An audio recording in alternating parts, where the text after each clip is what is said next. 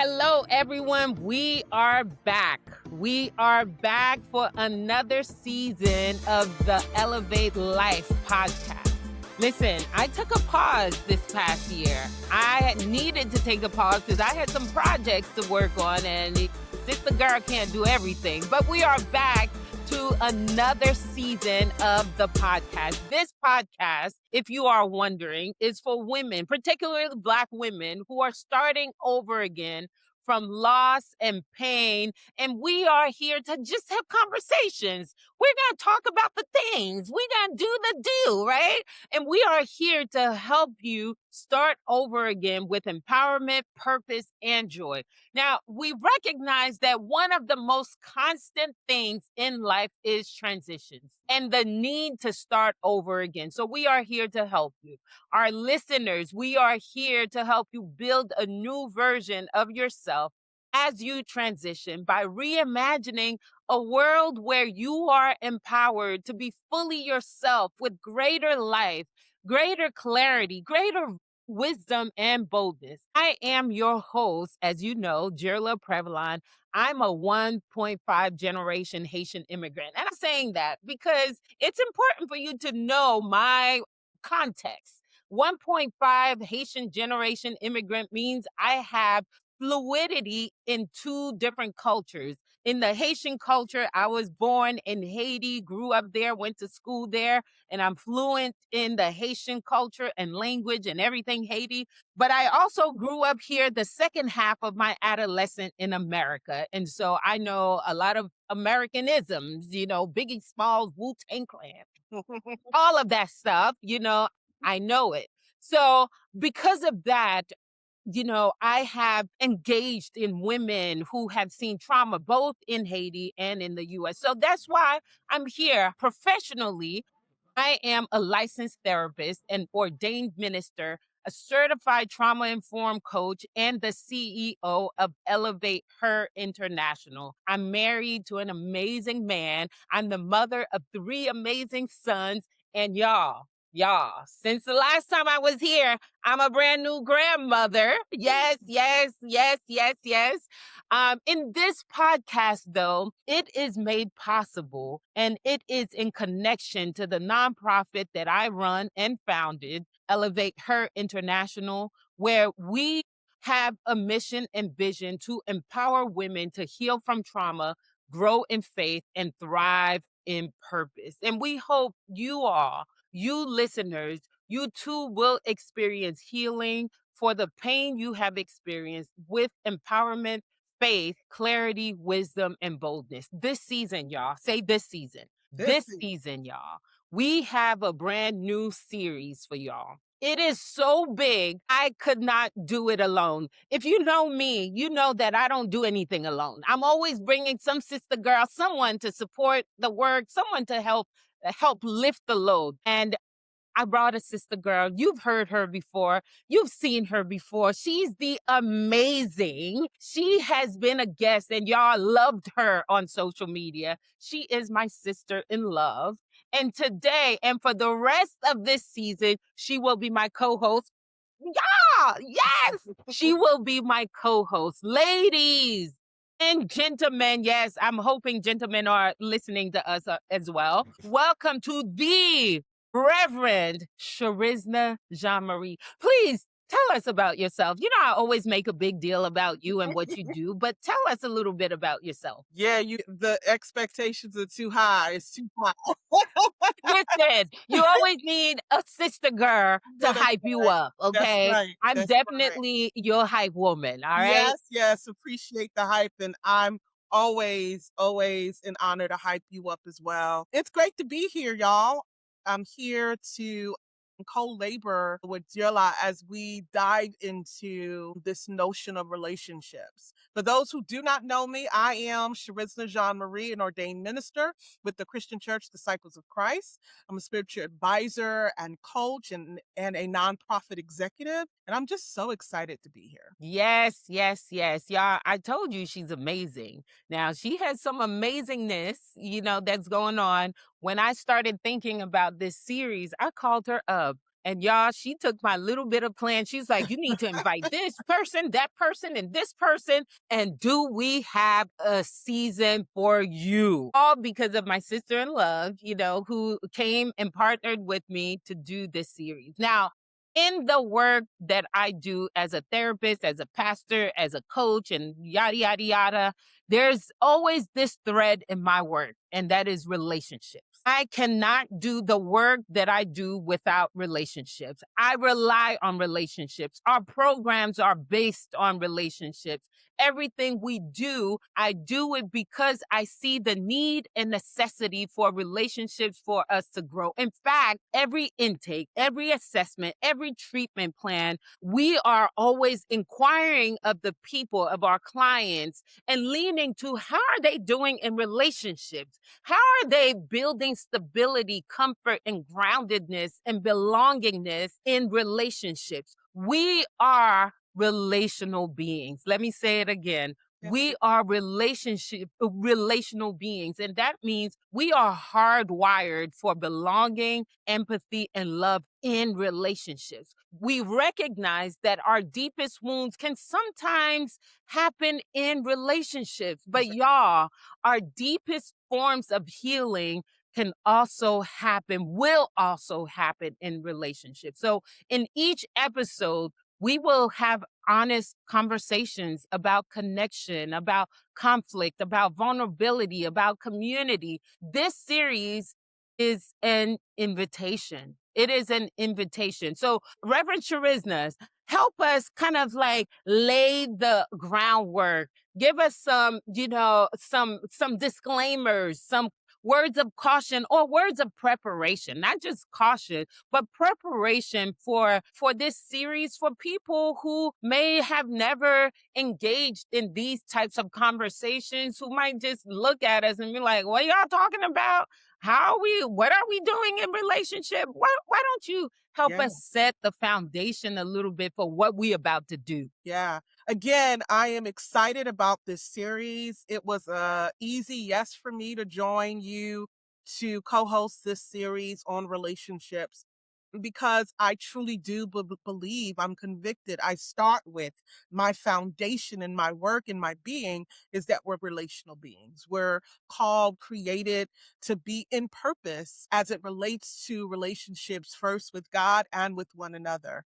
And one is not more important than the other. They're equally important in God's sight, That's right? right. So oftentimes when we enter into this conversation with relationships, depending on where we are theologically, we often think that it's more important to be in a relationship with God than it is with others. But that ain't what the scripture says, right? When the lawyer came to ask God, what is the greatest way to enter the kingdom or eternal life? And Jesus responded with saying, you got to love God with all your heart and to love your neighbors as yourself. So That's there are right. three components to relationships, right? There's this idea that we love God with all of our hearts, but then that second piece we often miss, right? In terms of how to be in relationship. The standard of how I'm in relationship with others is how I'm in relationship with myself. That's right. So it's important for us to be in relationship with ourselves, just as equally it's important for us to be in relationship with others, just as equally it is for us to be in relationship with God. And so as you enter into this space, let me just go ahead and declare this. This is sacred space. It's That's right. sacred because God is present where two or three are gathered. God is in the midst, right? And so God is present, but God is not just present. Dear Lai, you and I, we're present. We're intentional. And the others who will That's right. join us are present. And that's what makes it sacred. And I think it's important for us to declare that this is sacred space. Because perhaps there are going to be information, new information, old information, information that might sound different than what you know or understand, information that might be challenging to you. There's going to be information exchanged. And because this is sacred space, here's the invitation. The invitation is not be quick to disclaim or to argue with or to deny or Mhm. to declare. The invitation is to be curious. Here's a spiritual discipline I invite you to. Be curious, turn to wonder. Rather than making a claim or deciding whether this is true or not, we invite you to ask questions, to be curious, to turn to wonder. Let that be a spiritual discipline for you. Because new information, just because it may be different, because it may feel uncomfortable, does not mean it's wrong. We can agree to be different and no one be wrong, Yes, right? And yes. so our That's so intent good. our intent with this work, this conversation is not to harm you. And so I think if you Yeah, understand that, even when you hear something that is different or something that you might not like or disagree with, I think it's important for you to hear that we're not here to harm you. that's But right. new information is about growth. New information is about elevation. New information is about the ways in which we evolve into something else, the way in which we evolve to hear from God in anew. And I don't know about you, but I'm always looking to hear from God anew. I'm always looking forward to the ways in which God draws me close anew, Yeah. not the same way. And that is our hope for this work, is that you leave this place better than you came. That's right. That is right. I love those disclaimers because, we are church girls. Yes, we are. We grew up in the church. We grew up in a space where you weren't really allowed to ask questions, or if you asked questions, you would be side-eyed. You wouldn't really be a part of the in crowd. That's In right. this space, it is important to ask questions because relationships is such a fundamental part of our mental well-being that we need to really lean in and have conversations, because the reality is every last one of us have been told something about relationship That's right. that's keeping us, holding us hostage, holding us from not really fully engaging in our true authentic selves with Mhm. one another, with ourselves, and with God. So this is a conversation that we're hoping will liberate you. But before liberation, y'all, before liberation comes a lot of struggle, comes a lot of pain, because you will probably hear something that you will take home and think about it and wonder, what did they just say? What did I just hear? Mhm. We're hoping that it is a challenge, because before liberation comes a struggle comes a challenge, comes a Wrestling. it comes that wrestling, That's right. and we needed to change because we need one another to grow. And as you can see, the world is filled with people that don't look like you, that don't act like you, that don't think like you, that don't believe like you. And we still need each other. So That's we right. need to deconstruct some things that we have learned about relationships so that we can have a beloved relationship with ourselves, God, and one another. That's right. So let's get into it. Now, Reverend Cherisna, you talked a little bit about God, relationship with God. And one of the reference verse you will hear us talk about, and later on in the podcast, we have another guest that will talk about this verse in Genesis 2:18.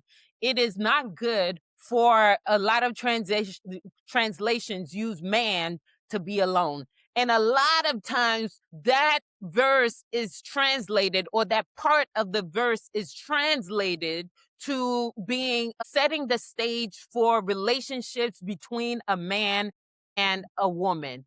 Is that the case in this verse? What do you see in this verse? When you see this verse with the work that you've done and the work that you've leaned into and the experiences you've had, is this verse only limited to a man being in a relationship to a man? Let's talk about it a little bit. Yeah. The verse is often referenced to a romantic relationship, marriage. And because that verse is often understood and referenced for marriage in the church, in the Christian context, marriage has become such an important elevation of life. It Yeah, has become such an important, it almost is an idol. And idol. for those who are single, you're almost not in, right? You are still in the children's table. You're not an adult, right? Because I'm 47, and because I'm single, there are spaces, particularly even with my family, even with my mother, right? There's this understanding that I'm not able. I'm still a child and treated still as such. Yeah. That there's a culture in the church. There's a that fosters a kind of tradition that elevates the status of marriage and ignores Because the singleness. Bible said. Because Because the the Bible Bible said it's not good for a man to be to be alone. alone. They need to be married. Right. So you're absolutely right. Oftentimes that translation, it's not good for a man to be alone. The proper transition is it's not good for human to be alone. So Mhm, it's not just a male, but for human beings to be alone. Right. mhm. So God creates, and like Diola said, we're going to have a biblical scholar come to really break down this scripture. But on the surface, let's just give the surface understanding of the text, right? And so if we remove the word man to place human, because the reality is there are many different translations when we're talking about human beings, the translation is man, because in those days with writing, man represented humans, Mhm. right? And so Children, women, human all of that beings, gets. all of it, Mhm. right? And so if we said it is not good for humans to be alone, already it means different, right? Yes, If we remove the man to human, the proper translation, right, for the representation of human beings, all of God's creation, then the scripture is saying it's not good for human beings, God's creation, to be alone. And so yeah, what that means then is we're not just talking about one kind of relationship. that's It right. is marriage, but it's not just marriage. It means we're not created to be alone. It is important for us to Yes, have and form sisterhood and brotherhood. It is important for us to form familiar relationships. It is important yes, for us to form friendships. It is important for us to form community relationships, church relationships. that's It's right. important for us to have male female relationships that's simply platonic. That's It is right. important for us to be in relationship, in community with other human beings so that the glory of God's creation can shine. That's right. That's right.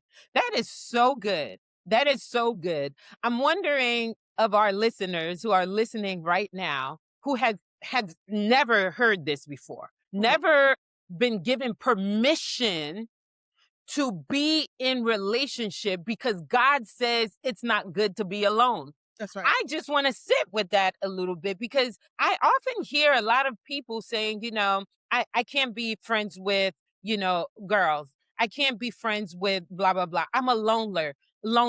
I like my space. I don't like hanging out with people. People are trouble. When the Bible is saying it is not good for humans, for you, for me to be alone, Yeah. to be lonesome, Yeah. right? So let me say, I don't think the text ever challenges our personalities, Right. right? And so I do think there are personalities where you may be shy, you may be a loner. Those things are valid and those things are true, and I want to embrace that, right? But being a loner does not mean you're not in community, That's right. right? Being a loner simply means you might need time, right, to yourself. But Mhm. it doesn't mean that All the you walk time to alone. yourself. That's right. It doesn't mean you walk alone. Jesus, I believe, was a loner. I believe Jesus was a loner. When you look at the Gospels, the places in the Gospels that talks about Jesus' life and practice, there are often times the writer would say Jesus stole away and went Mhm. away to pray, or Jesus went alone. He separated himself from the group in many different ways because I believe Jesus was a loner.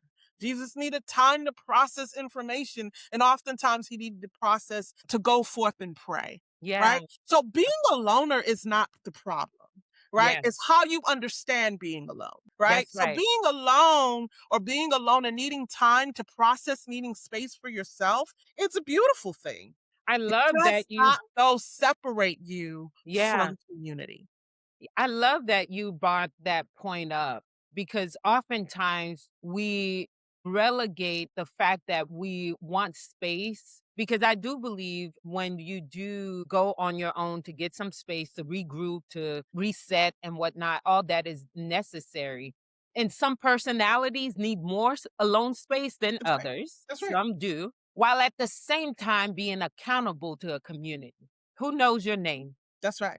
Who knows you're here? Who knows your purpose? Yeah, Who knows your likes and dislikes? that's right. Who knows you are alive? Who That's right. knows your joy? Who knows your sadness, right? And that's what community gift us with, right? Exactly. Community gift us with affirmation and accountability, right? So the affirmation in community where you're loved, where you're seen, where you're affirmed, That's where right. you're reminded of who you are and who you belong to. But then accountability, right? Accountability also is a form of love. It is, you can't do that.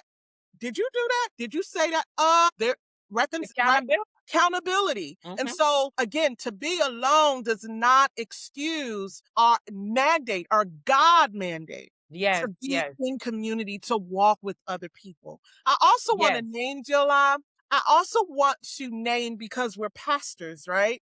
I want to also bring to the table the lived experiences of people who's been in community and who's been hurt, That's right? right. And because you've been hurt, right, your desire to be in relationship in those ways seem too painful, whether it's relationship, whether it's friendship, right? Whatever those things are, whatever the kind of relationship you were in, and you experience some type of disappointment or hurt, I want to name that and say that is the risk of being in relationship, Yeah, right? yeah. When we're in relationship, we're not saying it's all rosy. No, there are seasons in our relationships where disappointment comes, hurt comes, right? A lot trauma comes, right? That's right. But I also want to name what Zula said in the beginning of her welcome, that because we're created to be in community, it's also where our healing comes, Hmm. right? There are times healing have to come from separating from the community so you can go in solitude so that you can kind of get whatever you need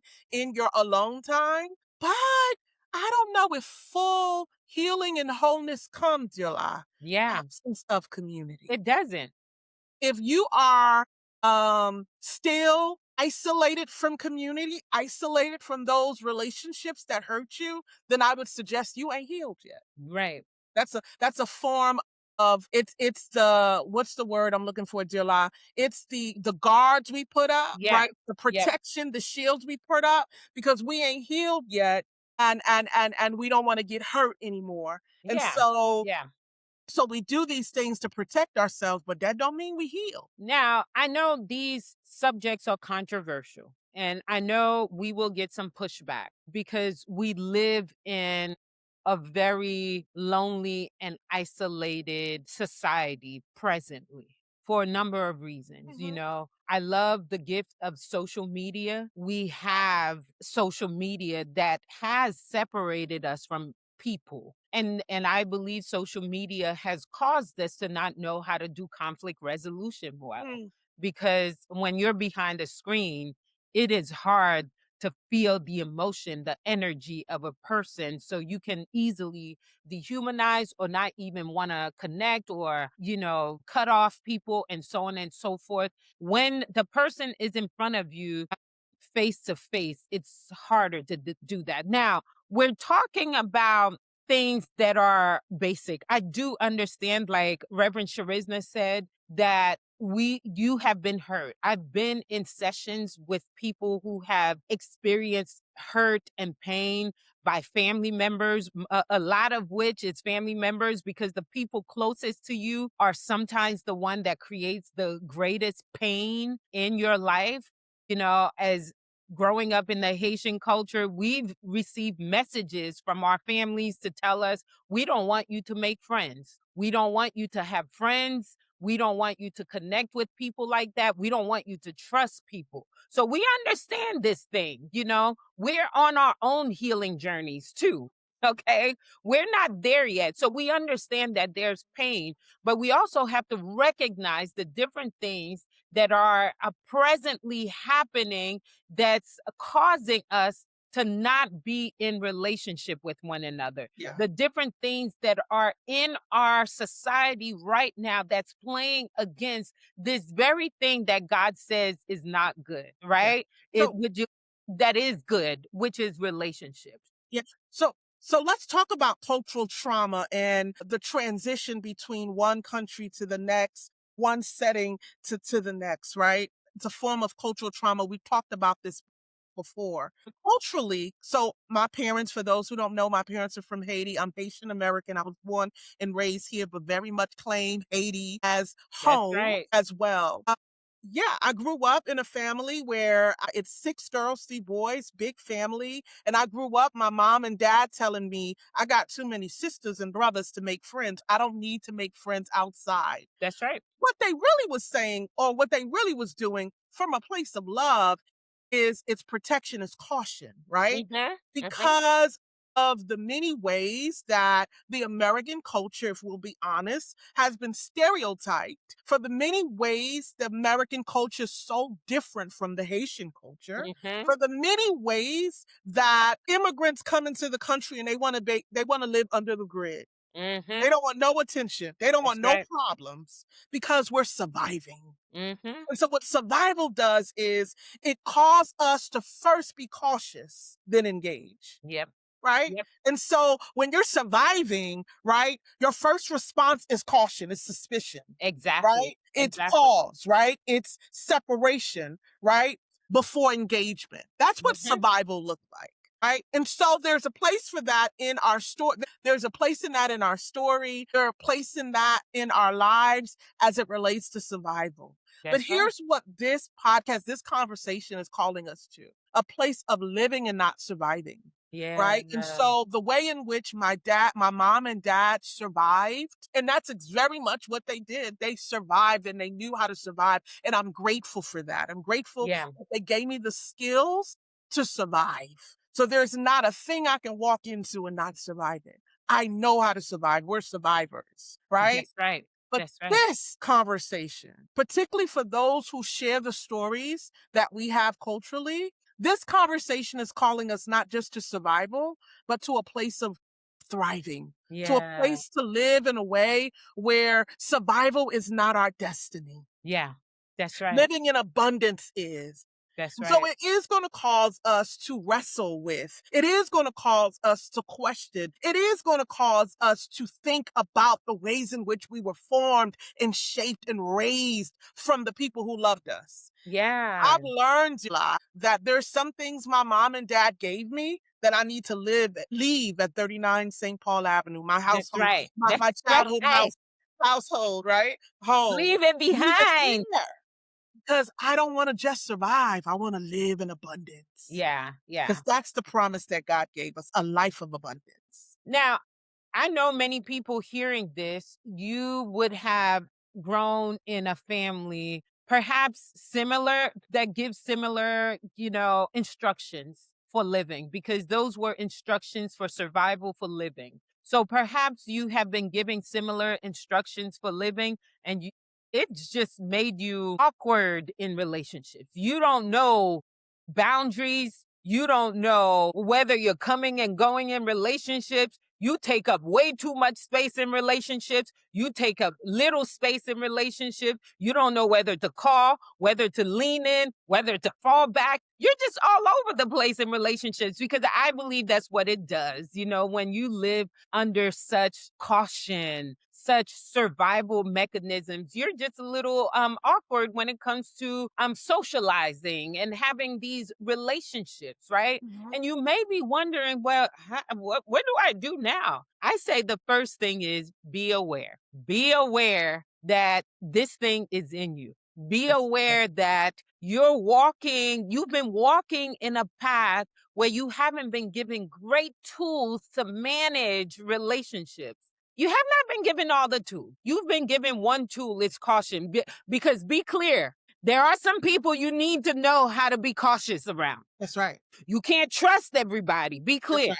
That's one tool our parents gave us, but that's not all the tools in That's right. relationships. We needed other tools. We needed tools to teach us how to manage conflict. How do you have the hard conversations? I was talking to a young lady not too long ago, and I was like, yeah, when I'm in a conflict with a friend, I'll call them up and say, you know what you said, offended me. Let's talk about it. They're like, wait, you people do that? how do you do that? I was like, what do you mean, how do you do that? You just called them out. They're like, oh no, oh no, oh no, oh no. That's not what we do in our generation. They were in their 20s, right? And so I began to give them little tools. I was like, okay, I know at this stage, it might be hard for you to go and have the conversation with a friend. Why not start with the low hanging fruit? She's like, what do you mean by the low hanging fruit? And I'm like, well, in everyday life, there are opportunities for you to set boundaries and you don't because we've been taught that setting boundaries is not good. So, for example, when you go to the restaurant and they give you the wrong meal, right? What do you do? Do you eat the wrong meal that they've given you or do you tell them to take it back? They're like, "Ooh, this is good."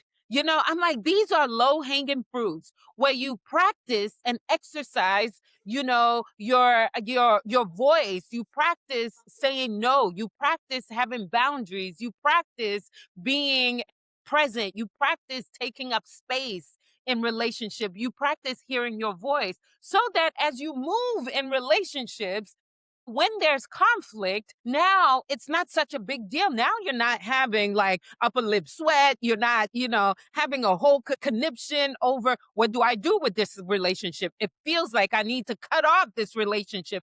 You do not have to cut off this relationship if you've been learning to have difficult conversations. That's right. And so we can start with low hanging fruit. So for those of you who are listening and you don't know where do I go from here?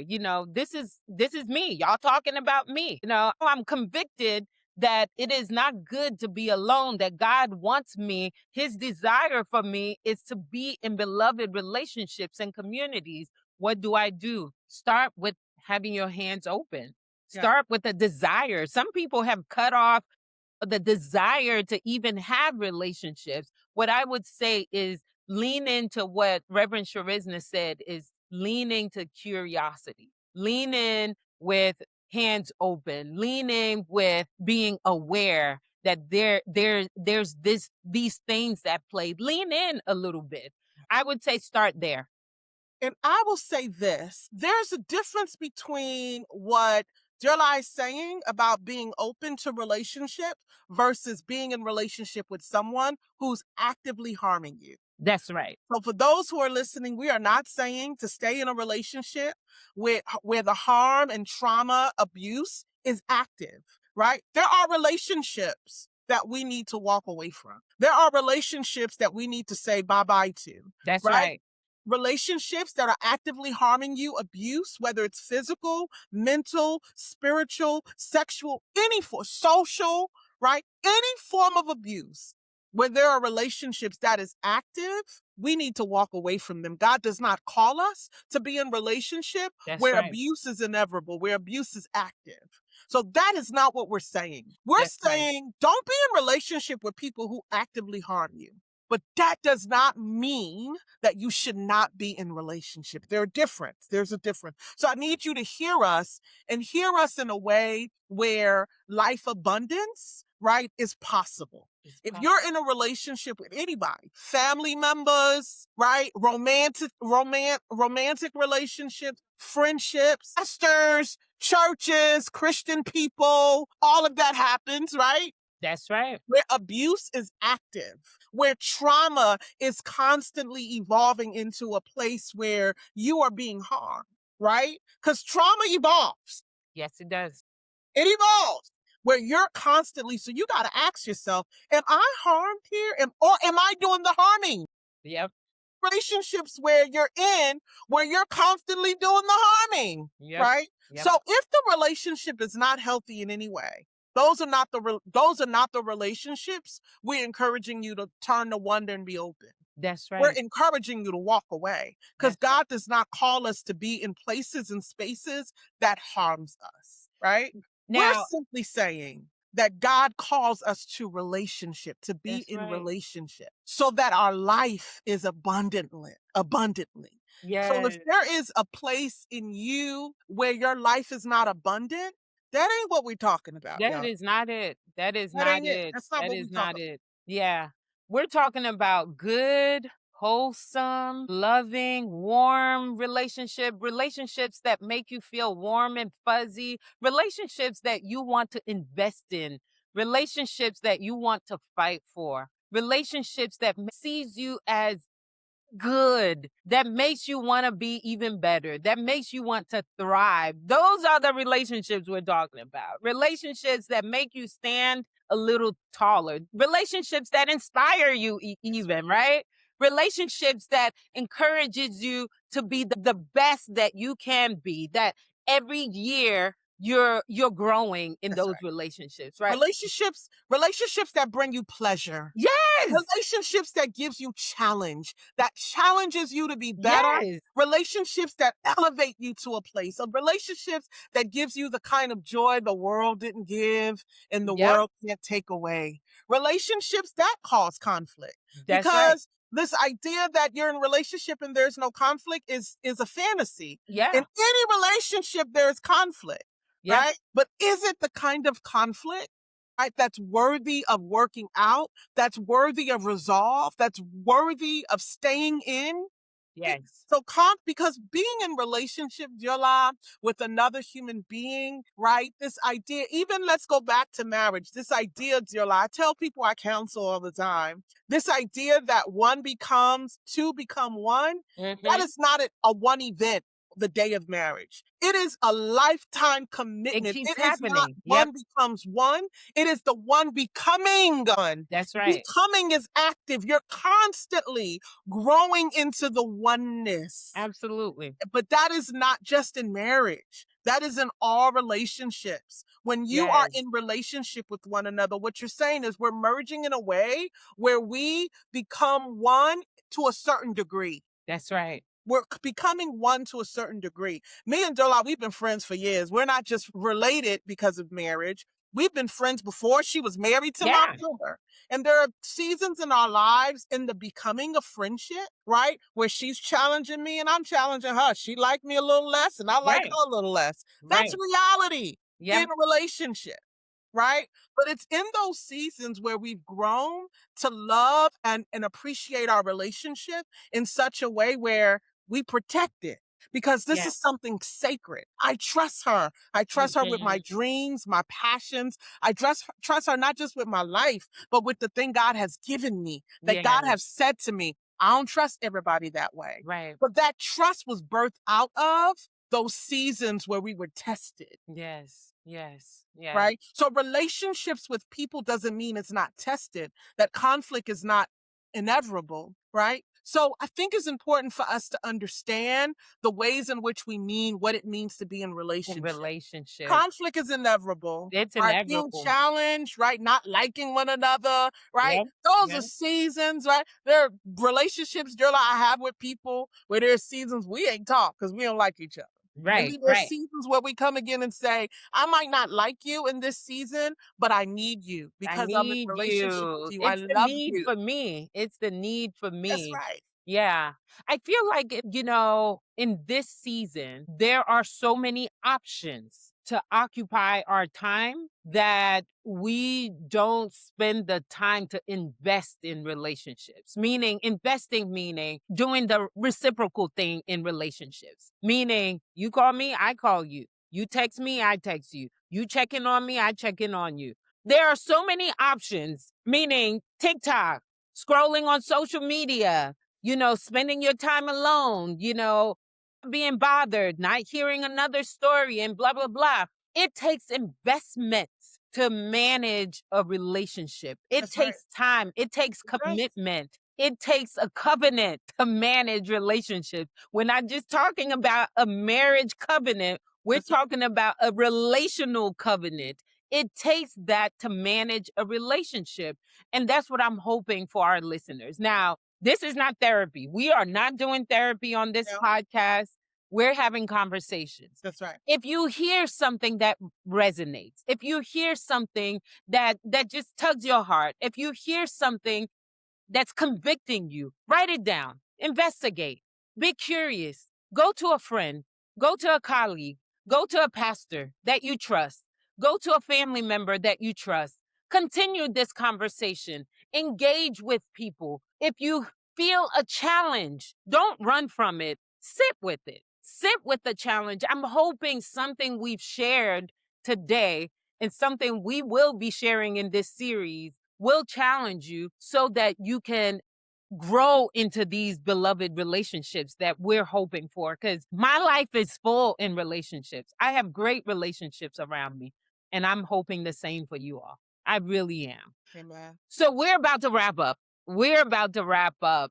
Now, this is just a teaser, y'all. This is just the intro. We haven't even gotten into the dig parts of the podcast yet. This is just the intro. We wanted to establish the foundation. We wanted to establish where we're going and our posturing as we're moving into these conversations. Cherisna, is there anything else you hope that our listeners get throughout this series? Yeah, this conversation is about relationships, all forms of relationships. And so we'll dive deep to the different various ways that human beings are called to be in relationship in community. So again, I encourage you, invite you, grab a friend, grab Yeah, a husband or a wife, grab a family member, child, grab your that's mama. right. My mama need to be in this. Have someone who you can journey alongside with. This is a journey. This is a conversation, but this is also a journey that we want to walk alongside you with.